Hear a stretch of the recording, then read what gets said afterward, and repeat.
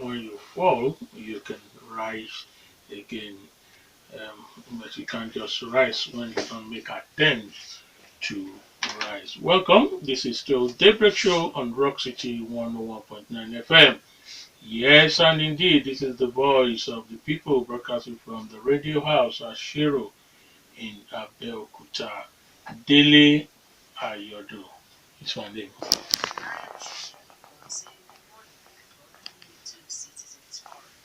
All right, yes, Citizens Forum this morning.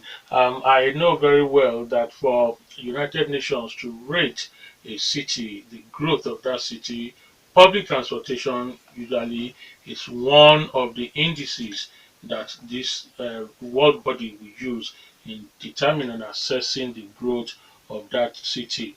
There's no doubt about it that we have physical development in Ogun State since 2011 after the inauguration of this present administration led by Senator Ibikunle Amosun. We've seen our roads expanded, and naturally, too, we've seen our population, business activities also increasing. Therefore, the challenges accruing will come with this kind of development and growth. And one of those challenges is actually, like I mentioned, United Nations must assess the ability of the people in a city to move around either the individual movement of goods in terms of public transportation. Therefore, how far has the government been able to tackle these occurring added things to the physical growth in the state? You will also notice that we have an increase in the number of vehicles we have on our roads. We have an increase in the number of people moving, particularly in our designated business districts across the states. Yes, the government came out with what appeared to be a gigantic program on public transportation by purchasing hundreds of what will have been or what will be public vehicles, cars, minibuses, and luxurious buses, as we call them, were procured by the government in 2011 when they came in and they launched on that occasion what they call mass transportation system. Well, some promises were made. Yes, I remember very well, and many of you also remember that the government said they were going to build bus stops in the state capital in particular, which before then were almost none there for the people who use transport. We remember too that the BRT style of transportation that we have in Lagos were supposed to also be on these roads expanded within the state capital and other areas. Government, after purchasing those vehicles, distributed it to some groups of people. Yes, how far have they been able to go with this? How far have they managed it? This thing. This is what we'll be explaining this morning. The public transportation management in Ogun State, and we have the man who is in charge of that sector in the state, Gbenga Opesanwo. Good morning, Mr. Opesanwo. Good morning, sir. All right. Okay, let's start by that. Remind us of those numbers of vehicles that were brought in to aid this public transportation program. Well, good morning, members of the audience, and thank you for having me here at Rock City FM. In 2012, the government launched or inaugurated the Ogun State Bus Mass Transit Scheme. And under that scheme, we had what I refer to as a hybrid. I heard you refer to purchase. Coincidentally, we didn't purchase. What we did then was we reached out to investors, and they were encouraged to partner with the Ogun State government by providing their own buses, which were going to be franchised out. We also got some buses under an intervention scheme, and so at that time we had the mid-sized buses. We had 50 of those, and the high capacity buses we had 20 of those. That was at the inauguration. What about the cars? I know we had also had the salon cars. Yes, we had salon cars. You're talking about that. That came much later. You're talking about the Igauton taxis. Yes, the Igauton taxis. We in all again it was a partnership between the union, the transport unions, and the banks, which the Ogun State government encouraged. So it wasn't Ogun State purchasing those vehicles either. And at that time, 150 taxis, metro taxis, were facilitated by Sterling Bank with the transportation unions across Ogun State. Okay, if you had all these 50, 20, 150, if my mathematics is wrong, if you didn't pay me, that was 130. Okay, now with those 130 first, okay, you just told us it's not state government, it was investor, foreign or local investors. Which of them partnered in getting those the first They set were, of they buses? were all local investors, Local investors. and I'll call them partners, local partners. Okay, now going by all this you said and looking at the performance of all these different categories, the battery cars, Yes, the minibuses yes. 50, and of course the hybrid, which we refer to locally as the luxurious bodies. Yeah, How far hypercars. would you say they've been efficient Okay. in their assisting your program? Thank you very much indeed. It is important to understand and appreciate the reasoning of government in taking the step it took. The whole idea was to stimulate the interest of the private sector in public transportation in Ogun State. And what we wanted to do was that prior to this administration, what had been the case in the past was that successive administrations had gone buying vehicles, either new or fairly used ones, which they distributed. We also appreciated that we had a situation of paucity of funds and competing interests. We also appreciated that transportation, particularly the provision of the hardware, which is the vehicles, road transportation now, was not supposed to be a major priority of government. And so our own reasoning was to stimulate interest. Now, in terms of how successful we have been in that regard, I would say we have been quite successful. It would not be appropriate at this juncture to say that we have been extremely successful because we still have years to go and transportation is also dynamic. I would say we have been quite successful because we have indeed achieved what we set out to achieve. Prior to the inauguration of this scheme, a whole lot of people felt that you could not have private sector involvement in transportation in a state like Ogun State. Why that is the case is that for several years, transportation, again underlining bus transportation or road transportation, had been in the hands of the respective unions exclusively. You had a few um, private operators, but who were affiliated with the unions. Now, what we have done so far is that we have issued successfully franchises to private operators who have no affiliations with the unions. For instance, the what you refer to as the BRT or the luxurious buses, we refer to as high capacity buses. If you go on the Mowe Bafo route, you'll see them operating there. They still operate to date, taking people from there to Ojota in Lagos. We have some of them operating on the E4 axis as well. The mid-sized buses operate from Abeokuta to Ijebu-Ode. They still operate to date. We have issued franchises for operators to commence operations on the Abeokuta Ijebu route. We also have franchises issued to operators to also commence their operations. In fact, they did commence operations, but they've had to scale down for logistic reasons, and that is from Abeokuta to Shagamu as well. We have interest shown from Shagamu to Ikorodu. So, in that regard, I would say we have been relatively successful. As I speak to you, I have a meeting tomorrow from a prospective operator as well, who is coming in to pursue the issuance of a franchise license to him. Now, in all of this, what the government simply does is that we regulate, we create the environment for you, and in turn, we ensure that you provide value-added services to the people, and for all of this, government gets some revenue, and which is in terms of the franchise licenses.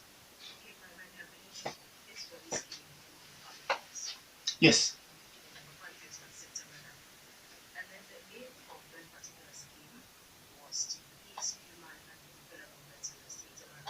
I believe so, yes. You are. You are. I believe we have been able to achieve that. You must understand that transportation or movement of people is. No, you may. Yes. May I answer? Yes. You asked that have we been able to achieve the movement of people, and I was going to tell you that movement of people is dynamic. Population expands. The Is the movement Sorry? of people. Yes. Is the Yes. movement of people. So That word there. population expands, and as population expands, all right, what would be a solution today might not necessarily be the solution tomorrow. I emphasized that it was to stimulate the interest. Now, to that extent, we have been able to achieve that. I perceive that essentially what you're looking at is the situation in a place like Abeokuta. Abeokuta is just one of the cities or one of these, well, pardon the word, settlements that we have in Ogun State. And it's an urban center, but Abeokuta's peculiarity has to do with, first and foremost, having to do with the road network. You might not notice the effect of this scheme in Abeokuta yet. Not that we don't have any at all. We do have a few buses being operated. I mean, you see some of them around, just a few. But the meeting I held last week was again with another investor whom I was encouraging to bring buses to Abeokuta. It is when you bring the buses, the high capacity buses, well, high capacity would not necessarily work here because of economic reasons for now. But when you bring those buses in, then you can start talking about removing or reducing the volume of vehicles on the road. But within other settlements that I've spoken about, I've highlighted some. Going from Abeokuta, which you call the intercity movement. Yes, we have intervened and successfully too. Now, Mr. Opesanwo, you use the word franchise Yes. for those buses, and Yes. as far as I'm concerned, from our analysis today, there are three categories Yes. of those buses. Yes. Well, the Egwuonwu, the cars, the mini yes. buses, and of course the hybrid, Yes, the high capacity. or the high capacity. Yes. But the one we refer to, or the public refer to as luxurious buses. Yes, indeed. Let me start from the luxurious, the high capacity. You said they are very active Yes. within the Mowe Ibafo axis. Before. Yes. Mowe Ibafo Yes. axis. Now, I don't know if you know this, but this is a fact, or these are facts. The urban towns in Ogun State where public transportation or where we have high movement of people where transport are less than 5. Yes. For instance, in the entire Yewa division, Yes. apart from Songwater, Yes. from the 5 local government or the entire district, there is Yes. nowhere where cars is used for public transportation. It is Okada. Yes. Which means we do not have any of either the Egwuonwu buses Yes. or the high capacity buses Yes. in that area. In Ijewa, you mean? Yes. Okay. Yes. You can contravert that Yes. if I am wrong. For the Ijebu axis, Yes. we have Shagamu, Yes. Ijebu, Yes. and then the Ijebu. university town, Ijebu, Agowe, yes. Agowe. Yes. That's the only area Yes. and we do not have these capital except for the university, the ones and then for Abeokuta, really, I don't think we have more than 5. So how many of these buses are within the Mowe bypass is working Right. out of the 20? Okay. Now, I would again want to um, state or stress that when you say that there is no intervention in your I didn't axis, say there is no intervention. I said none of these buses. I don't know. You may have intervened unsuccessfully, but as I speak to you, yes, none of them. in your axis. Yes. Well, I recall stating here that the E4 Songo route, I believe that is within your axis. So how many of the We buses have are working in that? it. I told you earlier on, I said the buses are for the private sector. They Can you they explain? I they don't understand what you they mean by own those buses. buses. We issue franchises to them. Now, in issuing franchises, they can tell you on the franchise that they want to put in 10 buses. The franchise we issued, for instance, for the E4 axis was for 10 buses. We have 2 operators. One has not paid his franchise fee at all, and so he is not operating yet. The other has paid the franchise fee, and I know that he is operating. Now, he might have maybe due to route planning, maybe due to passenger flow statistic, he might decide to scale down his operations because he's also in business to recoup his investment. So I know for a fact that they operate on that route. In Mowe Ibafo or Jota axis, for instance, again the franchise was for 10 buses to one operator. As of last week, they told me that they were operating just 8. Now, you spoke about Shagamu, Ijebu-Ode, Ijebu-Gbo. Immediately, we do not have the high capacity buses operating in those areas. But I also mentioned to you that somebody had already approached us for operating to Ijebu-Gbo from Abeokuta. We operate the mini buses from Abeokuta to Ijebu-Ode presently. I also mentioned earlier on that there was also some operation from Abeokuta to Shagamu, but that the person has had to scale down again because the flow, the passenger flow, the volume was not much. So that is there. In Abeokuta that you spoke about, I recall stating here that one, we're looking first at the road network. As you have the expansion now done, I said I have a meeting. I mentioned it here that I have a meeting tomorrow with somebody whom I'm encouraging to bring buses to start operating within Abeokuta, even though we have some buses operating within the metropolis. Now, we've always done that. We have 3 high capacity buses operating within the metropolis. We've done that since 2012.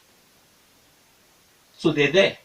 They might not be as many as you would want them to be, but I've also stressed that it is not government's immediate business to purchase buses and start operating.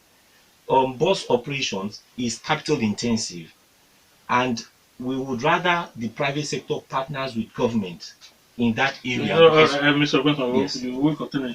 Of course, private partnership or private people, private hand in business yes, is all about profit making. yes, Now, if you have 20, yes, the hybrid buses, yes, because that's where we are yes, now, 10 is only for Songo yes, Axis, 10 on Mowe Mowe, Ibafo, yes, Lagos Axis, yes, the 20 has been exhausted. yes. We have 3 here. You've also said The out three, of the three are not the ones from the from private the sector. previous, That I is from know, the yeah, government itself. I agree with you. From the one on E4, Songo Axis, you said one of the operators has not Pay this come up, franchise and fee. the one in Mowe Ibafo, we are aware that 2 also now. So, in Yes. other words, it's not all that are fully working. Yes. I'm going to ask you 2 questions. From this analysis, will I not be correct to say operating hybrid buses in Ogun State is not viable? No, you won't be correct in saying that. You cannot be correct in saying that because you need to back that with your statistic. If you were, That's why I said that if you have, you're only looking at the volume, the number of buses. In other words, you're looking at the number of the hardware. You would have to look if it at, is verb, it will have been increasing, not decreasing, no. like you said. You see, coincidentally, we're all in this country, and we know that these buses, none of these buses are fully manufactured in Nigeria. To maintain even our private cars, you need spares to fix your cars to make them continuously operative on the roads, right? Now, for you to say it is not viable, you need first and foremost to look at the volume of passengers being picked. One of the problems that we have on the Mowe for axis really has to gain to do with the road expansion. If it takes you a turnaround time, because buses or business depends a lot on how fast you're able to turn around your capital, your investment. And so if a bus is supposed to make, let's say, 5 trips in a day, and because of road expansion now, it's only able to make 2, it's obviously reduced what the investor gets at the end of the day. I recall stating here that an extensive meeting was held with this operator last week, and I was expressing to him the need to increase. They have more buses, more than the 10 they've put there. But why they have scaled it down to 8? Yes, they had some problems in terms of um, maintenance, but predominantly because of the road expansion, the Julius Berger, I mean the expansion of the Lagos Ibadan Expressway, the work being done there. Now we know that that's really at an advanced stage now, and so we expect to see them not only move back to full capacity but increase on their capacity. But if you take the statistic of people traveling on that route using the buses, I'm sure they will tell you that it has been a brilliant intervention on part of government. The other leg of my questions, just skipping China, is about the franchise thing again. How much has the state government Yes. or you made from this franchise deal? Well, the if you want the license, your yearly license, what we used to charge before was you got your franchise at 2 million naira, depending on the number of buses you brought. So for the 10 buses, you pay 2 million, then you're supposed to be paying a royalty. Royalty is what you pay to the government every month. And that was about 150,000 naira per month. Now, due to the situation I mentioned to you earlier on, which has to do with the expansion, a number of the and of course the economic downturn, a number of the operators came and approached the bureau and said charging 2 million naira per year for the franchise license was a bit prohibitive for them, and they were doing a comparison with what obtains in Lagos. And in Lagos, it is 3 million naira for 4 years. And so we took a look at that because it is not really about the money immediately now. It is more about rendering the service to the people. But like I said, it is to encourage private sector investment or participation in bus transportation in Ogun State. And so we have been forced to do a review of that figure. All right. So from 2015, we reviewed that okay, we'll charge you 3 million naira for the 5 years. 3 million for the 10 buses. Yes. The entire 10 buses, Yes. 3 million. Yes. Okay, so the 20 now is 6 million. Yes. Okay, that's for the royalty. That's the For the franchise franchise, fee. what about the royalty? It stays at 150 monthly. 100 Sorry, 150,000. That's how much. yes, I mean, depending on the number, the royalty is dependent on the number of buses. So we calculated that we're going to be doing at 10,000 per bus per month. Okay.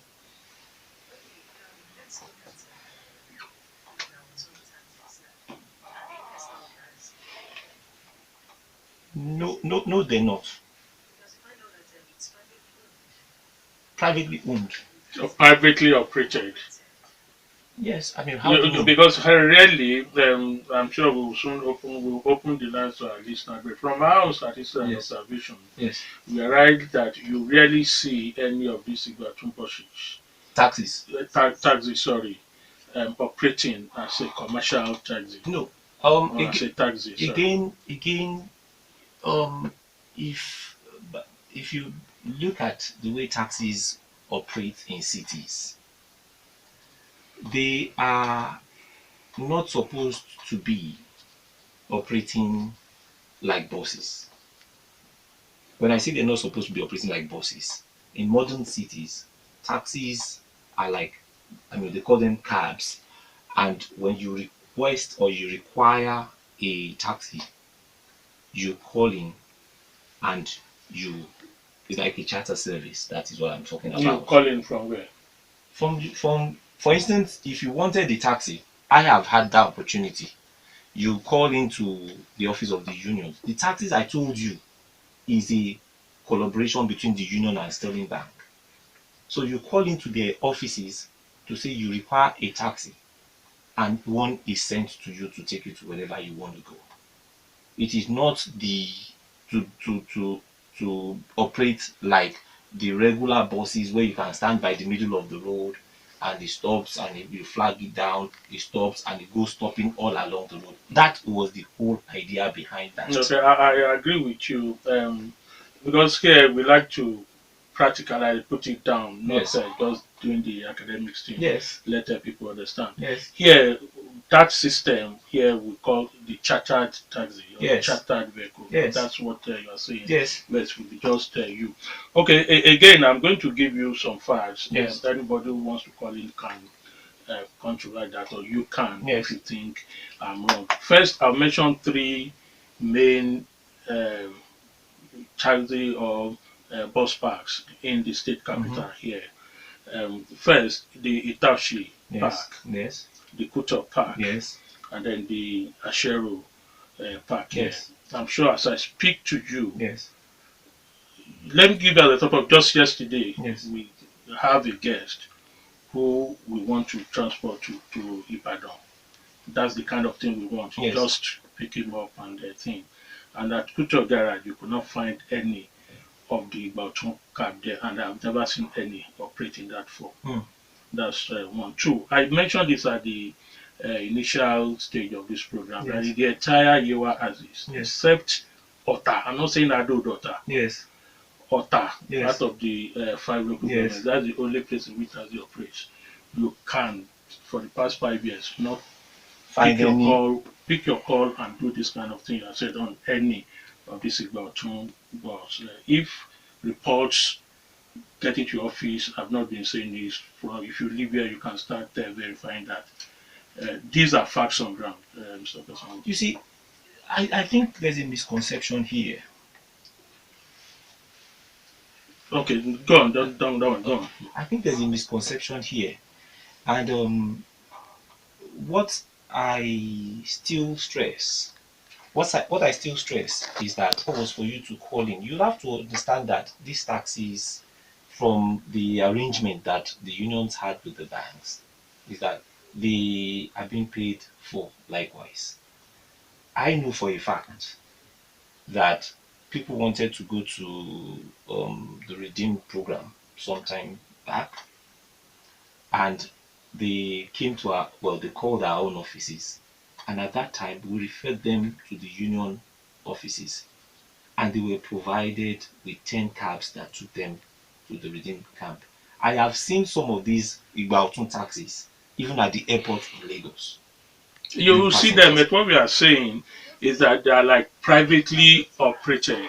You, of course, we see them, but what we They're are saying private. is I mean, they're private. they do not cars, No, no, but no, they no, do no, not no, operate no, the no, way you are no, no, saying. no, That's what no, we are saying. no, no, no, no, no. They're not private cars. They might be privately operated. The difference between privately operated and privately used. That's the word, privately used. No, then you see, even a black cab, for instance, in the UK, when the cab driver is not on duty, when I say on duty, in other words, he's not carrying a patron, he will drive his cab So if he owns the cab, the Igbaotun driver owns his cab, you don't expect that he's not able to use his cab at his own pleasure as well. But if he has a fare, a passenger that is to pick up, he would pick up the passenger because he's going to be earning money. It's not that he uses that vehicle exclusively just for himself alone.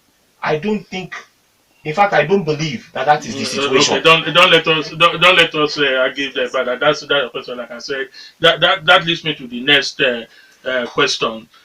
That leads me to the next question. That leads me to the next question. They are not as visible as one would expect. Do you Yes. monitor them and assess their performance to give us what you think? It's a good thing that program has come up. First and foremost, it is important for us to enlighten members of the public that government thrives on feedback. And so it is when we get feedbacks that we're also able to intervene effectively.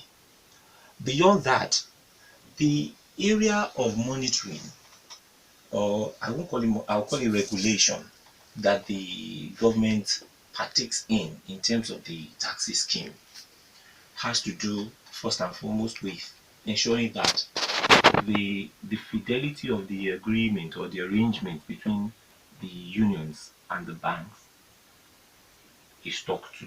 In other words, they are paying back as an at when due what it is that they have collected from the bank. We do that. Again, in terms of the driving culture, to prevent reckless driving, accidents and so on the roads involving these taxi cabs. Again, we do that.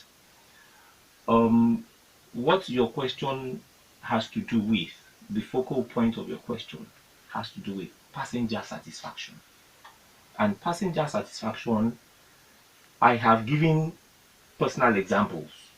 So, from what it is that I have experienced personally, yes, we're satisfied with. But what it is that you have experienced personally, you're not satisfied with. But we didn't get any feedback from you. If we got feedbacks from you, then we can intervene and tell the unions that passengers are left wanting. Rock City FM wanted the cab yesterday because what we encouraged them to do was circulate numbers to some of these institutions, which is why somebody could come for a call from the redeem camp and say we need X number of cabs, and we could call them and say this is required there, go and pick them up. So I would, living here, get in touch with the unions and tell them that this is one of the situations or one of the issues that has been discussed, and so look into how you can address that issue. But feedback is very important in any organization. Sorry, Chair, I'm really sorry. Don't worry. You asked a question. Yes. How will you react to these two? There are allegations from the public Yes. that the Igbatunkas, 150 of them that Yes. you've mentioned, Yes. the way in which they were distributed, Yes. let me use the word, were not transparent, that they were more of a political reward. Patronage. And then the usual Nigerian style of who no man. That is how it got to the hands of those who have it. And then there were the ones we called sub-leasing. For instance, more than one person can get about 10 and then either sell it out or give it out to somebody else to operate. And with all due respect, I think that is an assessment or a conclusion that was made in ignorance. There was no time, and I've said that here, that the government played a part in the distribution of these taxes. What happened was that the scheme was a collaboration, I emphasize that, between the unions and Sterling Bank. Sorry, Mr. Tapa, if you say there was no time government had a hand in distribution, why then do we have these buses, the three categories? You're talking about taxis. No, yes, the three, the taxis, yes, the hybrid, and why then do we have them parked in the government yard for so long before they were? Yes, yes.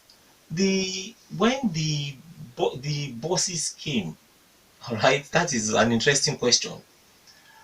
It was parked there for security, to secure them. These were huge investments made by the private sector. Government intervened to encourage them to come into Ogun State. We're not going to fold our hands and see the assets dissipated in any form. And so if we did not have, or if the facilities we have as government are government facilities, government owned facilities, of course we would encourage them to park them there, but it doesn't mean government owned them. So on the taxes, and that is verifiable, was a scheme between the unions and Sterling Bank. The high capacity buses, all right, that you talk about, was also brought in by private investors. And that's the situation. Now going to how the mode of distribution. When Sterling Bank, or not even Sterling, a number of banks did come making the proposal, you would have to appreciate that a similar thing was done in Lagos. A number of banks approached the state government, initially wanting the state government to purchase. Now the administration, being pragmatic, looked at it that purchases does not encourage what I'll call accountability. People see it as national cake, it's my own share. And we said no, we're not going to be purchasing using government money, particularly where we had competing interests. We want to build roads, we want to do hospitals, we want to do schools, and so on and so forth, where you cannot really say private sector should invest in, because those are more like social services where you don't get immediate returns. And we said what we could do was encourage the unions to interface with you, whereby you would now provide that service to them. We would see that you're not exploited. I mean, you don't exploit them in terms of the conditions, but in turn, we would see that they pay back whatever it is you're giving to them. And that was exactly what we did, which is why I told you earlier on that in terms of payback, yes, they have been paying back, and the bank is not complaining. Well, in terms of the challenges, I think the greatest challenge is the economy, the state of the economy. Transport infrastructure costs a lot to put in place, and so it is dependent, much dependent on how much resources you have available to you. Again, with all due respect, we get bogged down by um I won't say comments, but innuendos made in ignorance. People do not come asking for facts. They do not come giving us feedbacks, and they make up their own minds and whatever it is they want to believe, and they spread falsehood around. That's also part of it. The third thing that I would call a challenge is the level of awareness, and it is important for people to know that things are happening, and that's why a program like yours is very important, that things are happening in Ogun State. A whole lot of investors just think of Lagos, Abuja, and that's it. But Ogun State, I would say by and large, has started to change the orientation of people, but also let people know that good things are happening. And where you have relative peace, where you have continuity, where you have fidelity, transparency, then people are quick to do business with you. So hopefully in the next 2 years and beyond, because it doesn't stop with this government, it continues, then we'll have more people investing. Now the light rail that you mentioned about, yes, light rail project is pretty much on course. It is more of a question that should be addressed to the Commissioner for Works and Infrastructure, because it is until it materializes that it becomes a fully transportation project. You know, the infrastructure still has to be put in place, and when that is in place, then it becomes a transportation project. But to the best of my knowledge, it is still very much in progress. All right, yes, sir. If you check your time, you know we are approaching 10 o'clock. We must take the break to allow the 10 o'clock news to come, you will also agree with me that so far it's been interesting, it's been exciting, a lot of information has been given out, and a lot of education and correction in terms of public participation have also been made. If you have any other thing you want to clear or information you want to give out, yes, at the other side of the program, you can join us via the telephone. In the meantime, keep sending those information and clarification to our short code 32120, our farm Facebook page, and of course to our Twitter handle at Rock City FM. The special advisor to the governor on transportation, Gbenga Opesanwo, will still be with us after the 10 o'clock news. Don't go anywhere. This is the Daybreak Show, Rock City 101.9 FM. Yes, indeed, this is the voice of the people, Citizens Forum this morning, looking the administration of public transportation here in Ogun State. After the inauguration of this administration in 2011, they came out with what appeared to be some bold step to change the face of public transportation here in Ogun State. And we have the special advisor to the governor on public transportation here with us, Mr. Gbenga Opesanwo. We've been looking at issues around the, at least for now, road transportation in Ogun State.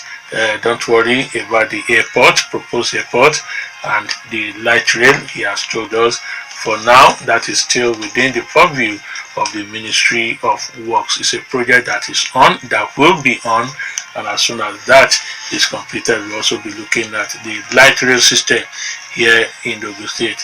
But for the meantime, the most popular, the mostly used one is the road transportation, and that's what we are looking at. So before we open the telephone lines, let's look at the traffic lights. It's also part of your... Yes, it is. Okay. For now, we expect that government will have increased the number of roads where this traffic lights things are going on. What happened or what is happening to that? Two, the one at Ibarra. Honestly, for any right thinking person who gets there, particularly tonight, you will appreciate the beauty it gives to that portion. Suddenly, sometimes we realize that, well, there were stories that the batteries were stolen somehow. What is the update on that? Three, still on public light. There are some piloted projects at that time where some people were said to have brought in generators to pilot these traffic lights on some of these newly built roads, and we thought state government will seal an agreement with them, but eventually it didn't work. These people appear to have taken back their generators. What happened? Okay, thank you very much indeed. First, on the issue of generators used for traffic lights, again, that is misinformation. We as an administration recognize that that is not sustainable, and so all the traffic lights that we have in Ogun State are solar powered, and that is why they will work all through the day and night. We never used any that was powered by generator. The issue of piloting as well. Yes, indeed, you're quite correct that in some instances the promoters of the pilot expressed an interest to remove their traffic lights, but the pilots were done again to show or exhibit or demonstrate rather your competence, your expertise, and we found that in some instances is either they did not meet our expectations or they were asking for an arm and a leg, and it wasn't sustainable. And so for those ones, we did direct that they are free to remove their pilots.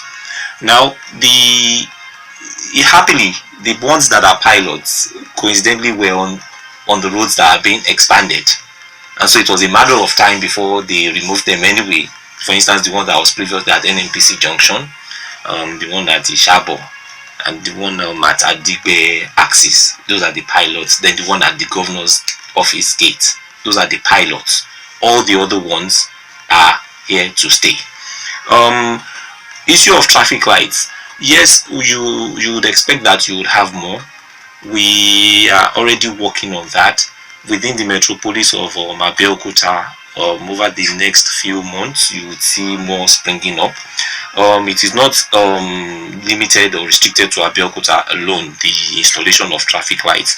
Within Ogun West, we are going to be having around Songo under bridge, Ilobo Junction, Ojuri Junction. Those are some of the areas.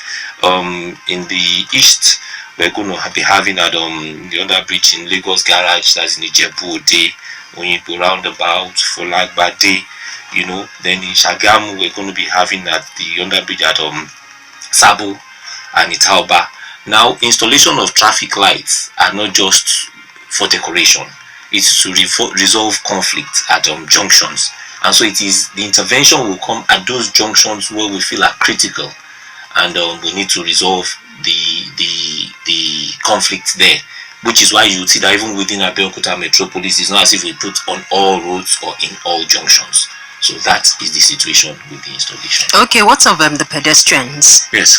Absence of pedestrian bridges. Well, pedestrian bridges, again, if you look at presently now, we are, that is the government, when I say we, sorry, has started the construction of some pedestrian bridges. Pedestrian bridges would also be dictated by the volume, where you have a high volume of people wanting to cross. For instance, in Lagos, you realize that it was only recently that pedestrian bridge was put at Berger, and that is because the volume was now a lot.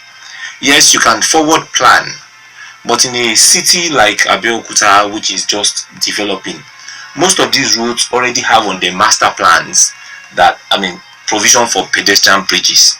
But you don't go constructing pedestrian bridges necessarily where you don't have the volume, so that you're not now accused of having wasted public funds.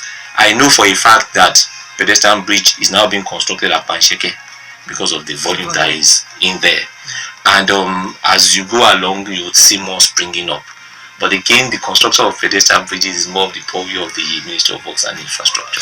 The State Traffic Managing Agency has been empowered to arrest vehicles at night who do not have headlights and other necessary traffic of vehicle tools to go around in the night. But one will wonder, are you sure that agency has the capacity to do this, to implement these things you've been talking about? Do they have the capacity to work at night? Do they have the capacity to enforce these laws? Okay. When the administration, or at the inception of this administration, obviously one of the areas it realized that it needed to focus on was the enhancement of the road networks, the improvement on road transportation, as in bus transportation, and capacity building. And the third area has to do with trace, amongst others. Now, you would appreciate that between 2011 and date, there is a difference between that organization or that agency, the Traffic Compliance and Enforcement Corps, and what it used to be prior to 2011. Yes, admittedly, there's still a lot to be done in terms of providing the logistics for them, but quite some logistic has been provided. And I think, like I mentioned earlier on, the issue of traffic management, control, in fact transportation generally, is dynamic. As the challenges come, so do you put in place measures to meet those challenges. So I sincerely believe that yes, Trace has the capacity. You notice that they have recently acquired some more patrol vehicles, which they use now. I know in the not too distant future, recruitment will be done, and so you have more men there. Most of our roads now, particularly the newly constructed ones, now have street lights, which would also enhance the ability of Trace to effectively work at night. So I believe that yes, the government is doing quite a lot in that direction, and Trace is rising up to the occasion as well. Okay, let's talk about the welfare or the ability of your supervising agency of this Trace to make these people work to the maximum. Let me try and buttress my question, and I will explain it with this example. Not too long ago, sometimes ago, there was one of the numbered citizens of this state whose convoy was involved at Okeolugbade Junction with a traffic issue with some trade officials. The convoy, the policemen attacked or assaulted some of the trace officers there for daring to stop to arrest them or interrogate them for beating the traffic light there. You agree with me that this kind of thing demoralizes the officer, does not make them have that confidence to really go out in full to do their job. In instances like that, how do you protect these officers? How do you get them motivated to go on? Because the law should be for everybody, isn't it? I agree. Okay. Absolutely. Yes, absolutely. You're correct with your assessment by saying that situations like that will demoralize and demotivate anybody, as a matter of fact, because it undermines not only your authority, but it also demeans your person. Now, I know for a fact that the chambers of the Attorney General of the state has been dealing with cases or situations like that. I am not personally aware of this issue, the one of the numbered citizen, but I know this administration has zero tolerance for any act that undermines authority of the government. And Trace represents the government. It is a personification of the government. And if any individual does anything in an infraction of any law, running traffic lights is an infraction of the law, and so they're entitled to be apprehended. Now, where they're assaulted, because it happens everywhere, where you have some people who become high-handed, who take laws into their hands. I mean, and they would have to be brought to book. But if I believe the Trace commander would have made that representation directly to the office of the Attorney General, and something is that being done or has been done about that. Okay, let's go to Okada now, and then the unions involved in running them. I know that on several occasions the public has been told that there is a law banning them from just stopping anywhere to collect whatever they say they collect, harassing people everywhere, anywhere. As I speak to you, that is still on, and it appears that government have been unable or do not have the powers to deal with this situation. Is that not correct?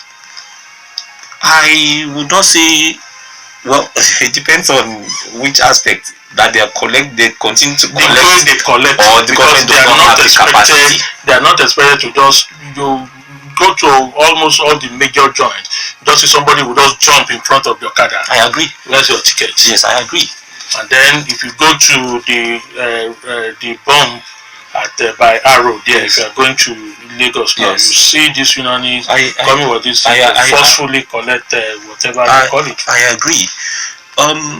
You must look at these things from two perspectives. One, the regulation, the directive that no one is allowed to stop no union is allowed to stop any member or member of the public on the road and start demanding whatever money or whatever, was recently brought to the awareness or attention of members of the public. Now, since that has happened, the responsibility of enforcing that, because when you make laws, the responsibility does not rest. The responsibility, who has the responsibility for enforcement, also has to be defined. Now, in terms of Okada or the unions, recently I was watching an interview, I think it was from Benue State, and one of the officials, government officials, was complaining bitterly that these laws would deprive them of IGR, how they expected to get IGR if they're not allowed to stand on the road, and so on and so forth. In Ogun State, we have tried to be different in the way we enforce. As a matter of fact, there is a proposal awaiting approval of cabinet for collection of dues. When I say dues now, dues that government is entitled to from the Okada riders in a different manner. In other words, we want to encourage voluntary compliance. Now, it is not directly our own responsibility where the union members themselves go against their own members, particularly on the highways.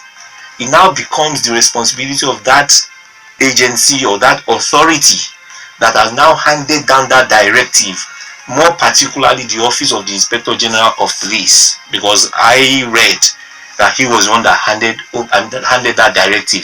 Union activities obviously are regulated in a particular way, and so if the union dues within themselves, they agree that, well, the best way for us to collect our money is from our members, either at the parks, for instance, or on the roads for the recalcitrant ones.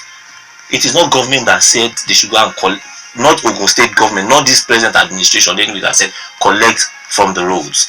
When we can now support the police in dealing with that directive, but that directive came from them, and the enforcement, the means of enforcement must also be defined by them. One more question before we go to the people. There is always this argument in town, in the public, as to whether it will be or will not be, when or if Okada will be banned. Well, that has been a burning issue. We have the meeting of the National Council on Transportation, I think next month in Sokoto. In the state now, talking Yes, of the state, yes. not the country. It is, that was where I was leading to. It is a policy issue for all states together. The first thing we need to appreciate is Okada, motorcycles.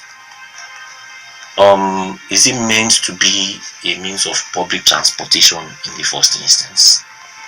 But recognizing the limitations, recognizing the lacuna, the gaps that we have, these mode of transport, this contraption, I'll call it, came into existence. In other words, the lack of good motorable roads, the absence of public transportation, and so on and so forth. Now, objective of government, this administration that is, has been to ensure that our roads are motorable, and like we have been discussing for the last 30 minutes, to also enhance bus transportation or public transportation generally. Once these things are there, the choice of whether to ban or not to ban will not even be debatable. It will have to depend on members of the public. Would you rather travel in comfort, safe, modern way, or you want to go on the Okada?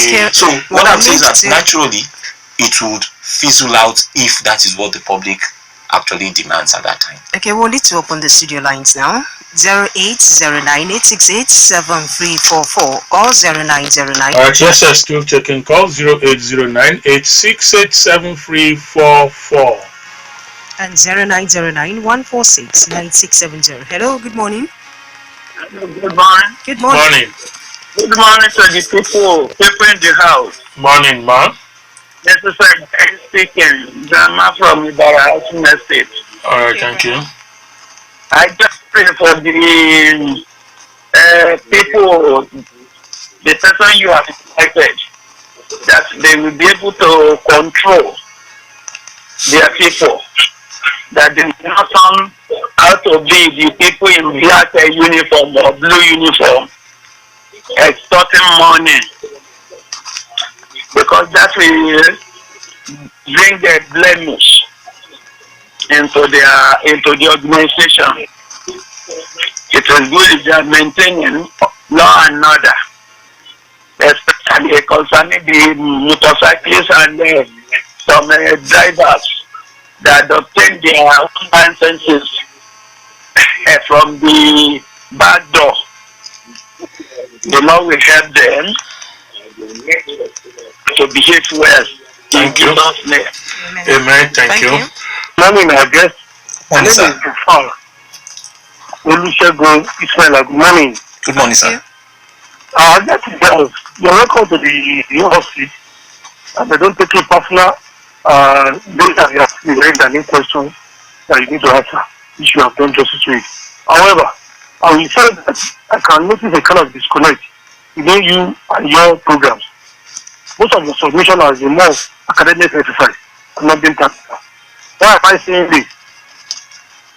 You can see that the major means of transport in Nigeria is solely road transport. And if you were there for almost 6 years or 4 years ago, and we are now feeling the impact of your program of the masses, I don't think you're doing well. Why am I saying this? I want you to let us know the outline of any of these so-called taxes you are talking of. Once you look like you're having a direct impact. Number two, you see have time to learn all this. And you suggest that so far the road in Abeokuta is almost 80% constructed. You can put buses flying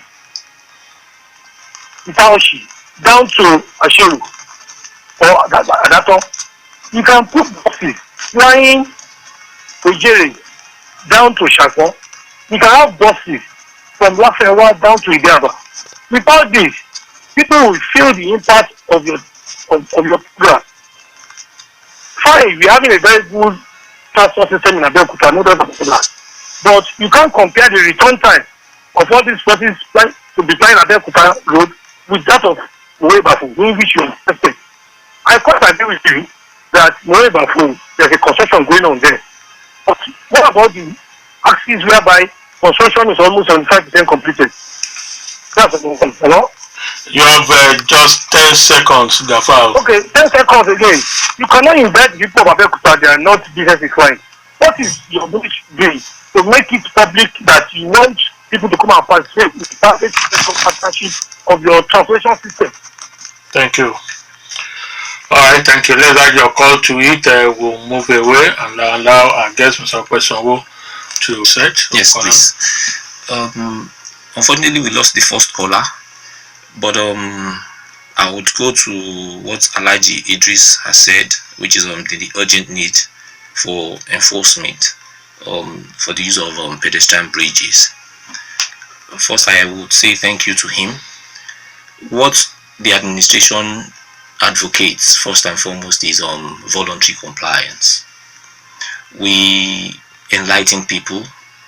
We have advocacy programs, which is handled exclusively by the Trace Corps, and because Trace Corps is the enforcement arm of the transportation sector in Ogun State. It is afterwards, just like we have done with the issue of the traffic lights, we don't immediately start to apprehend people because most of these things are novel to them, and so we give time to them to adjust. It is not about brigandage, but it is about letting people embrace and appreciate what it is and how these things affect them. But we will look into that, but I can assure you that what we're concentrating on first and foremost is voluntary compliance. For the grandma from Ibarra Housing Estate, who spoke about the extortion of money by the men in blue. The men in blue are the parking managers. We keep getting these reports from time to time, but I can also assure Grandma that as we get the reports, we also intervene. But more importantly, it's also important to appreciate why they're there and also the innovations that has been brought into this scheme. They are there to ensure that there is free flow of traffic, particularly in our business districts. One of the things impeding free flow of traffic in these districts are indiscriminate parking and lawlessness. And that is why the parking scheme was brought in. I would not, because of time, be able to expatiate, but you would also realize that now they have handheld devices by which you're expected to approach them and they pay and they issue tickets to you. The third one, Gafar Olusegun Ismaila, who says most of what we're doing is an academic exercise, not practical. I again beg to differ.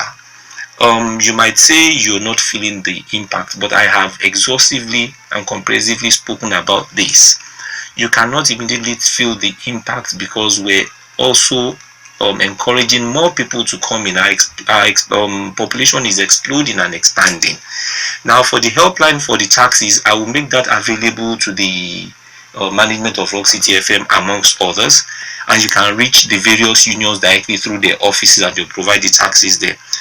You want buses to ply it out here to Adaton. Presently, we are doing that. It is not immediately obvious because we have few buses, but bus transportation, like I've said, is capital intensive, and that's why we're encouraging the private sector to partner with us.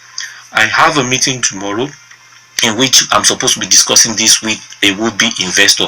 If you're interested as well, you can approach our office at the Bureau of Transportation, and I will use this opportunity to encourage members of the public to please send us whatever questions, suggestions, complaints they have at the Bureau of Transportation, and we will do our best to answer them within 24 hours. For local government, the neglect of local government roads, if the listener is conversant with what is happening in Ogun State, he realized that recently the government announced that some roads within the rural areas are now going to be intervened in directly. For more information, you can get in touch with the Ministry of Rural Development or the Deputy Governor. Alright, so let's add your messages, short code and tweets. Okay. An area Governor Amosun's impact is not yet felt is in the area of high-rise building or skyscrapers. The high-rise buildings provide accommodation for a large number of people, taking them off the roads. What happens to the much talked about 60-story building at Ibarra? Okay, this is a question. That's not for That's our a question guest. from Aki. That's not for It's him. not for our guest. Okay. Okay. Yes, let's get. Okay. Then we have this one from Shola, Ward 16. We want the government of Ogun State to come to our aid at Ukiata Mongoro with this container truck driver. The way the container fell down on this road, it's alarming. It falls down every time. Thanks and God bless. All right. Okay. Let's have his reaction. Then we'll continue. Well, I again agree with the issue of the feedback system regarding the taxis, and I apologize for that. It has been a recurring situation here, but you must appreciate, like I said, that scheme is operated by the unions in collaboration. So we have agreed, really, behind mic. I want to make the numbers available. Yes, but on the issue of 105 buses, fuel palava, subsidy palava, or whatever, again, this is part of the misinformation that I'm talking about. It is outright falsehood. You can go and verify that anywhere. We never got one single bus from the federal government, and so no buses from fuel palava were parked in government house. I mentioned that buses were bought in by private operators, and we secured them whilst they were making efforts to pay the franchise fee.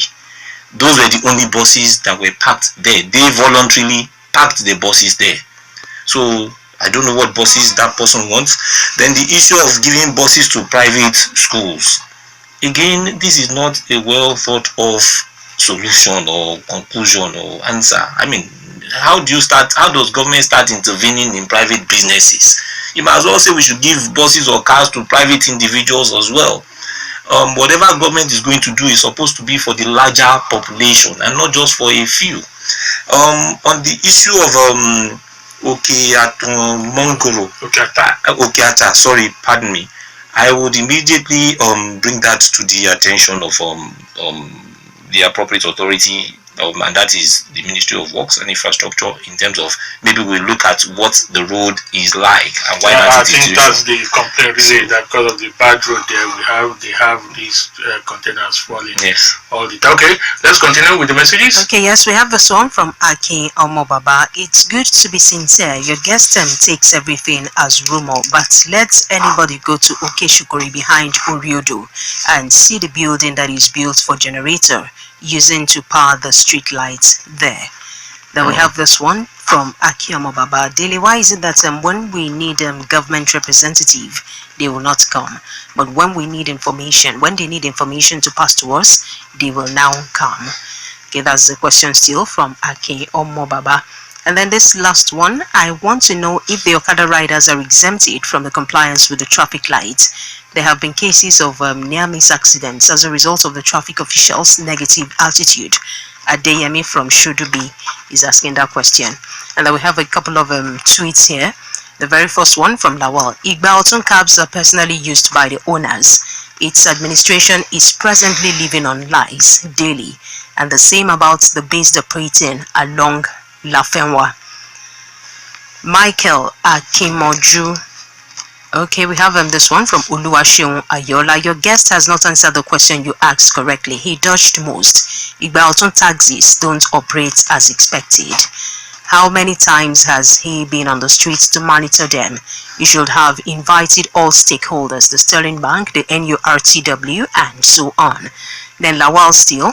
Cabs and buses purchased by past administrations are seen on our roads, not seen now, except few on Mowe Ibafo.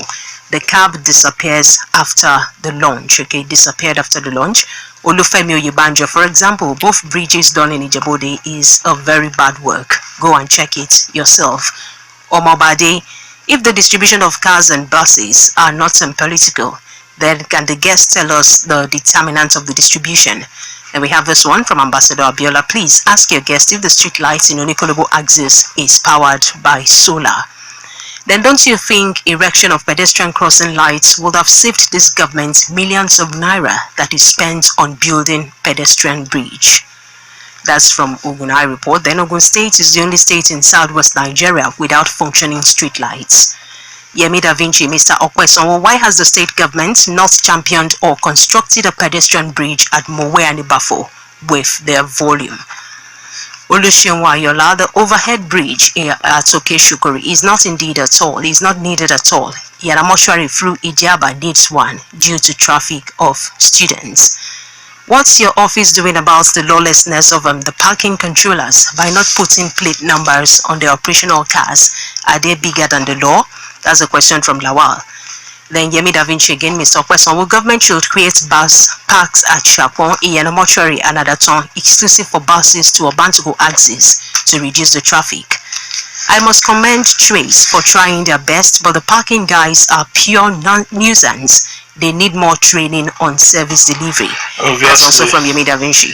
Yes, obviously, you can see, Mr. Opesanwo, that people have a lot of issues and questions, Yes. and it's sure you may not be able to answer, but we will pass those information. I would appreciate that, please. The church will pass it to you.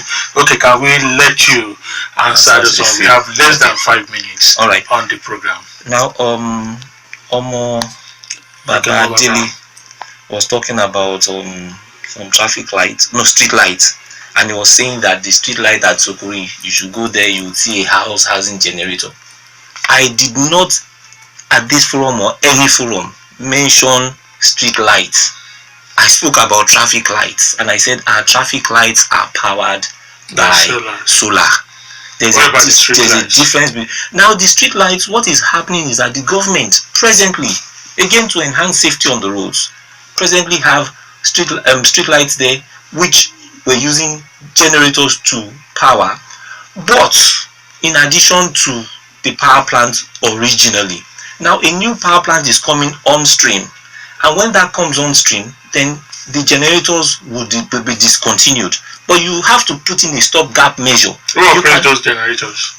Is it the state or private? Unfortunately, I'm not in charge of street lights. It has to be directed to the Ministry of Works and Housing, which has to do with the roads. Okay. You understand? Now, the issue of exempt from traffic lights, I think Okadas been exempted from traffic lights. Again, it has to do with the enforcement, and it has to do with the orientation of our people. The point they want to find, are they exempted? Of course, they're not exempted like any other person. Even pedestrians are not exempted, So it has to do with the orientation. And I was talking about initial voluntary compliance before we start talking about enforcement. It is the same people that are saying we're high-handed that are also saying at the same time that you're too soft. Then on the issue of taxis disappearing after lunch, I think we have overflogged this issue. I have mentioned what the situation is and what we intend to do to improve on that. And there was also the person that asked about the traffic light at Onikolobo, whether powered by solar. Yes, the traffic light at Onikolobo again is one of the pilots. That's one I'm talking about at I think it's the Adigbe axis. Yeah, because it was done as a pilot. It is not one of the ones the state government did. And so whatever it no longer works anyway, and we've told the operator to come and remove it. He purported that it was solar powered, but it did not give us what we wanted. Alright, yes, at this point we have to end it, no matter how interesting it's been. It's an assurance that promise will pass all the tests, the short codes, your messages to Mr. Opesanwo, and he just giving you that promise publicly. Act on all these questions, and never mind, keep the debate on. The argument continues on a different platform, the short code, the Facebook, and our Twitter handle. And of course, on Friday, the open day, yes, you also have the opportunity to ventilate your point. We must thank our guests for coming on the program. It's been a long time. We've been actually trying to. It's not that we are not trying to get all of them, almost all of them, and it's not. I want to believe that they do not want to come through, but believe it, exigency of volume, pressure of job. Even some of you will also say this should also form part of their job, informing you of what they are doing. Yes, you are the employers, in quote. That's what we say in Nigeria. Mr. Opesanwo, thank you so much for coming. Thank you very much indeed. Thank you. Of course, for all of you who've been a part of it, I say God bless you all. Dele Ayodo is my name. God bless you all. God bless Nigeria. God bless Rock City. And I am Chienye. Good morning, and do have a lovely day ahead.